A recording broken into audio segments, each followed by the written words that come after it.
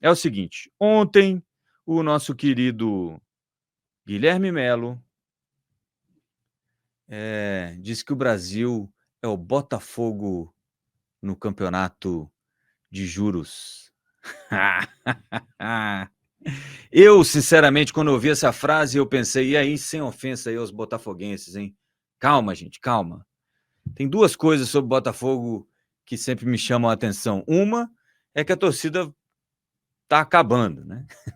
Mas fora isso, falando sério, se os juros é o Botafogo, né, a gente não precisa se preocupar, porque já já vai cair, né? Não tem problema. Ah, tá aí, ó. O Guilherme Melo falando o seguinte: nunca é demais lembrar, o Brasil é campeão mundial de taxa de juros real. Tanto a taxa ex-post, onde a gente é líder isolado. Taxa ex-post é o seguinte, gente. Você pega a inflação do período, menos, né? Você pega os juros, menos a inflação do período. Já passou, então é ex-post. Tá? Então está 13,75, a inflação está 4, mais ou menos, 3 e pouquinho, nos últimos 12 meses. 13,75 menos 4, a gente vai ter aí um juro real de praticamente 10% ao ano. É o maior juro real do mundo, é verdade, é verdade, é verdade. Como o governo tem ajudado? Não tem.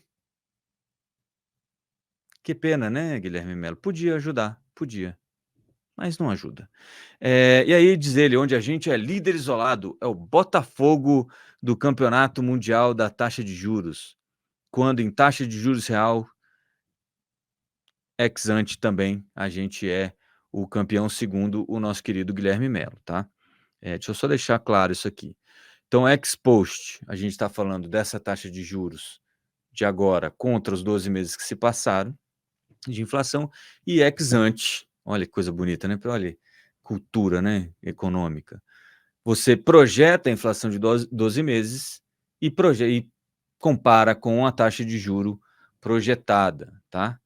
Nesse caso específico, provavelmente a gente ainda é campeão do mundo, mas as coisas melhoram um pouquinho para o nosso lado e ninguém sabe muito bem, né? Afinal de contas, como diria Pedro Malan, o futuro tem por ofício ser incerto, não é mesmo? Então a gente não sabe o que vai acontecer, muito menos este garoto, este rapaz, esse secretário da Política Econômica e do Ministério da Fazenda, Guilherme Melo, que tenta ser bem-humorado quando ele tem a chance de dar uma coletiva. Normalmente ele faz coletivas de 2 horas, porque realmente, né, eu acho que sente um pouco aquela coisa, né? Eu não vou ficar falando aqui, porque dá problema isso, né, parece, judicialmente. Daqui a pouco estão fazendo batida lá em casa. Vocês já sabem do resto, o governo tem pressionado, obviamente, para a queda da taxa de juros. O segundo ainda, o Guilherme Melo, e aí uma outra frase que não tem muito significado, né? Ontem foi para quem assistiu essa coletiva, olha, lamento. A gente faz porque a gente é obrigado, né? Mas ontem foi uma profusão. Ele diz o seguinte: a gente quer um corte de juros de padrão internacional. O que isso quer dizer, gente? Padrão Turquia? Aliás, a Turquia deve aumentar a taxa de juros hoje para 18, 18,5. Não sei se já até saiu, talvez já tenha saído. Né? A Turquia, para quem não lembra, é aquele país do Erdogan que falou mal do Banco Central, trocou os presidentes do Banco Central até achar um cara que fosse baixar o juro na canetada, porque, segundo ele, juro alto causa inflação, juro baixo diminui a inflação, saiu de juros a 14 para 9 e inflação de 20 para praticamente 100% ao ano. Agora já voltou para 50%, 60% e o juro está correndo atrás. Saiu de 9 para 14 e pouco e agora vai para 18. Esse era a expectativa do mercado para hoje, né? Então, né, menos, meu querido Guilherme Melo. Eu sei que você, né, lá da Unicamp, aquele negócio, todo aquele pensamento todo, mas menos, meu querido, menos. Olha só, temos hoje condições já há algum tempo colocadas de um processo vigoroso e sustentável de redução da taxa básica de juros que poderia ter impactos significativos sobre política fiscal, atividade e mercado de trabalho. Achamos que o ciclo, que acredito que está para se iniciar, de queda da taxa de juros, terá importância significativa dos pontos de vista fiscal, econômico e social e no mercado de trabalho. Também acho que o Guilherme Melo nessa está certo. Falar que precisa de corte de padrão internacional, eu gostaria muito de entender o que é. Se o senhor puder, dá uma ligadinha, manda o zap Traduz para nós aí, vai. E aí, eu acho até que o nosso querido Otávio foi muito generoso aqui, ó. O Otávio, que escreveu essa matéria aqui, diz que é o seguinte: a primeira missão do Galípolo, a missão mais clara do Galípolo no Banco Central, seria diminuir o ruído entre o Banco Central e o governo e a sociedade. E eu acho, sinceramente, e o Galípolo sabe que ele mora aqui no meu coração. Estou tentando uma entrevista com ele, tem 2 meses já. Parece que ele vai para Roda Viva segunda-feira. Pelo menos vou ver ele falar por mais tempo. Talvez tenha alguma pergunta. Tenho esperança, né? Eu sou uma pessoa esperançosa. Talvez tenha alguma pergunta inteligente lá para ele responder. Eu acho que a função dele lá no Banco Central, neste primeiro momento, é justamente criar mais ruído. E a gente já viu isso. Tá bom? Já vou explicar. Não pode voltar, Joelton. A gente vai. Quero essa aí, porque o Haddad falou o seguinte: não, o objetivo é aproximar as equipes, ter uma interação maior, nem sempre as informações batem. Temos uma avaliação que a desaceleração está forte demais. Galípolo será uma ponte muito importante. Olha esse tipo de coisa que o Haddad está falando. Nem sempre as informações batem. Como assim, meu querido Fernando Haddad? O Banco Central está mentindo, é isso? Ou a Fazenda está mentindo? Ou ninguém está mentindo e ninguém sabe fazer a conta? Porque essas informações não batem, as contas estão erradas. Ou estamos medindo coisas diferentes? Olha como eu acho que o Galípolo está lá para criar ruído. E olha como são as coisas. Coloca a nota do Banco Central. A gente publicou agora de manhã no site. Nem deu tempo de eu colocar aqui na nossa... Isso, muito obrigado. Olha aqui, ó. Banco Central nega censura a diretores. Não existe e nem jamais existirá.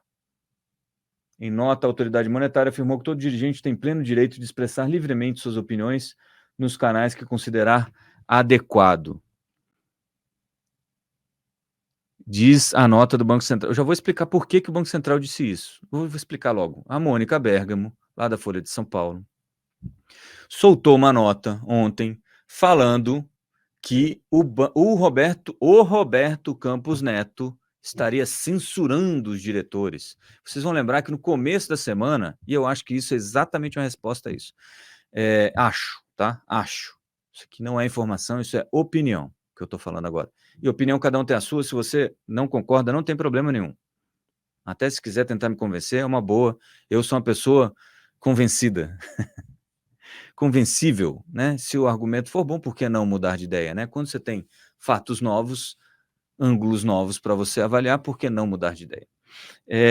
Eu falei aqui no começo da semana que o Banco Central estava adotando uma postura de comunicação, trazendo mais diretores para falar. Fernanda Guardado tinha falado, Diogo Guilhem tinha falado, depois Diogo Guilhem participou de uma live do Banco Central, e você até teve um momento aqui, uma semana, 10 dias, você nem via o Roberto Campos Neto falando coisa nenhuma. Hoje ele tem uma participação num evento aí da BlackRock, se não me falha a memória, que é pré-gravado, às 5 horas da tarde.